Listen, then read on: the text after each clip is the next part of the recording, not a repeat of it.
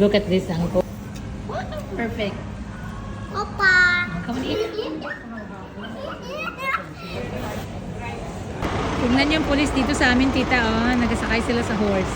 Hello mga tita. Welcome to Adelaide Fountain. Have to catch a tram, are you, Mum? Bago kami nakarating dito sa Victoria Square sa may water fountain, may mga takbuhan muna na naganap sa amin, tita. Kaya nauna man si daddy dun sa hospital, kaya naulihin man ng mga girls. So nagbaklay-baklay na kami, papunta kami dun sa bus stop.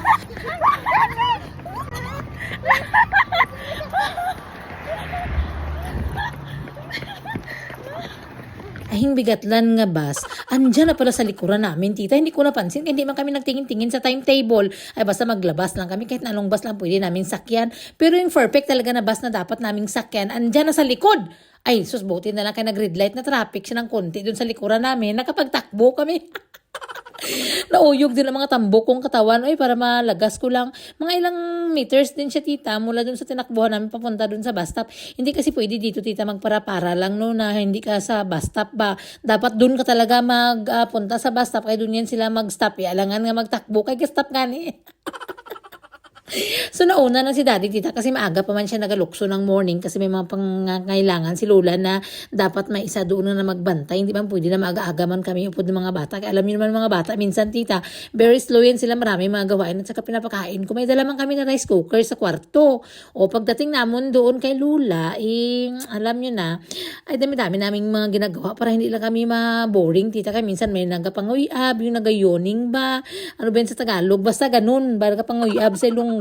So marami na kami mga ginagawa-gawa. May masintipid kami mga buhok, may mga salapid-salapid kami dyan. Tapos may mga drawing-drawing dyan. May mga dala din kami ng mga gagawin dyan. Para hindi kami makita ni Lola nga na nabuburingot kami. Ganyan. Kaya mahiya man tayo, nagbisita nga tayo dito. O tapos ginamukbang namin ng mga pagkain niya. Kaya hindi niya man kainin. Ginapili niya lang yung kainin niya. So ngayong araw... Masarap ang sudan niya, kaso kay isda ayaw niya ng isda ngayon, tita. Kaya ang gusto niya lang sa paggawa ng isda yung i-buttered mo siya bala tapos iprito, ganun lang yung luto ko ba. Ngayon ito parang hindi talaga type, tita. So binigay sa amin. So sino pang magmukbang? Natural kami lang. Si Astrid sa dessert. O sa nagsopas na lang si Lola. Nagkain ng banana at mga prutas. Ganun lang ang kanya. Ang iba, minukbang na namin O so pagkatapos niya ng kain, nagpahinga-inga, chika-chika, mga ilang oras din ang kami dyan. Naglabas naman kami kaya matulog na siya. Doon sa loob ng hospital, meron din silang food court. May mga Vietnamese soup dyan. So ginasurvey na namin para sa susunod, doon na naman kami kakain. So wala naman kami ibang gagawin, tita. Lang doon pa kami sa loob ng hospital. Katulugin ka din doon. Ginaantok ka ba? Ginaantok pala. O so gusto namin maglabas-labas para mag-explore hanggang naabot kami dito sa Victoria Square. Oh, ha, bongga. So, nandito yung kanilang water fountain, tita. Kumbaga, ito yung center dito. Kung saan ka magliko-liko dyan. Nandyan yung mga shopping center nila. Tapos dito malapit sa market. Ay, alam niyo naman nga, gusto ko sa market kaya marami mga binta-binta. Doon mga turo-turo sa atin ba? Tsaka yung makita mo talaga yung mga pagkain. Tsaka maraming gulay, prutas. So, nag-killing time lang muna kami dito. Kaya wala nga kami masyadong ibang gagawin lang. Kumbaga, multi-purpose. Pasyal-pasyal, lakad, ganyan. Gahanap kami ng mga bubble tea, tita, or anything na mainom ng mga bata. Kasi as promised, na basta mag-behave gani doon sa hospital, magbili kami ng anong gusto nila. So, isang titig mo lang, makuha ka agad sa tingin. O pag medyo nag-naughty sila na maingay, bawal man, kaya ayoko gani mairita yung aming Lola na puti, magbehave yan sila agad. So, ang promise, mabili kami ng bubble tea ngayon. So, nagdaan muna kami dito sa market. Marami silang mga isda. Basta, mga gulay, mix. So, ang plano ko yung magbili na ako sa Biyernes. Kaya mag-alis nga kami, diba? Last week pa yan, ha? O, yan. So, ito yung makikita nyo mga stall dito, tita, no? Mga cheese, dito sa mga lollies, mga candies ang tawag. Lollies ang tawag dito sa amin ng mga lollies, no? Ito talaga yung heaven para sa mga bata. So, binigyan sila ni daddy ng kanilang tag 5-5. Tapos, bilihin nila kung anong lang gusto. Basta, nasa budget lang. Kaya hindi man pwede. So, finally, nakabili na din si Inday Manding ng kanyang mga lollipop dyan. Tapos, sa katabi ng Central Market, tita ko na dito kay Adelaide, ay ang Chinatown. Chinatown ba yan? Basta, dira, may arko-arko sila dyan. Nagkusmod yan si Ashley, tita, kasi ang gusto niya talaga na orderin niya, ibang in-order ni ate. Pero ang sabi nung tindira, ay gawan ko lang si Ashley ulit. Libre lang, tita, yung isang bubble drink. Sus, nagkita na naman kami doon ng mga kababayan ko dito sa amin.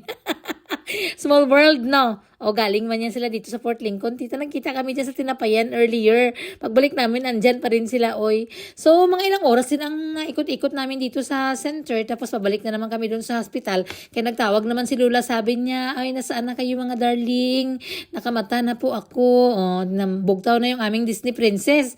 Hinanap niya na kami. So, nagbalik na naman kami dito. May mga bit-bit kami ng mga inumin.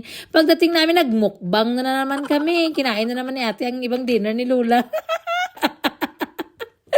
Pagkatapos ng dinner ni Lola, inayos namin siya at matulog na naman kami. Pauwi na naman kami doon sa hotel. Nakakita mo na ako ng apam, ti gwapo siya, ti. Sabi ko, pag tumingin ka, akin ka.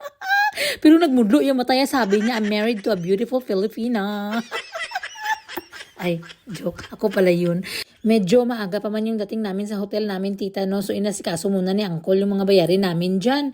Mahirap na at palayasin kami hating gabi ba? Hindi pa kami nagbabayad. Nagpahinga ng saglit, tapos nagpaganda-ganda yung aking sinintipid na sinalapid. Hinukas na ni ate, maganda siya tingnan para daw siyang Shakira. Ang bote mo dyan. Pagkagabi na, ay naglakad-lakad kami, kinakabati na kami ng kagutom, tita. Nagpunta kami dito. Bali, Malaysian, Indonesian food ang ginaserve nila dito. So, when nag-aantay kami na aming mga in-order, hinamaladan ko muna si Uncle. Kamarunong mo na ako magbasa ng palad. Sabi ko, makapag-asawa ka na magandang Pilipina. Sobrang ganda. Ay, dumating man yung aming order na untat eh. So, nagsabaw-sabaw kami ngayon. Kanya-kanya kami ng order. Akin yung laksa kay Uncle. Yung parang miswa man yung kanya. Nagkakain si Uncle. Hindi talaga makalimutan yung mga sinabi ko na pagbasa ko ng kanyang kamay. Natawa siya talaga ba? Kasi sabi niya parang natutuo man ang hula ko. Ay, joke lang. So, magkain na kami, tita. Ang in-order ni ate, yung skewers, tsaka yung pork belly. Ba yun? Ano bang tawag dun?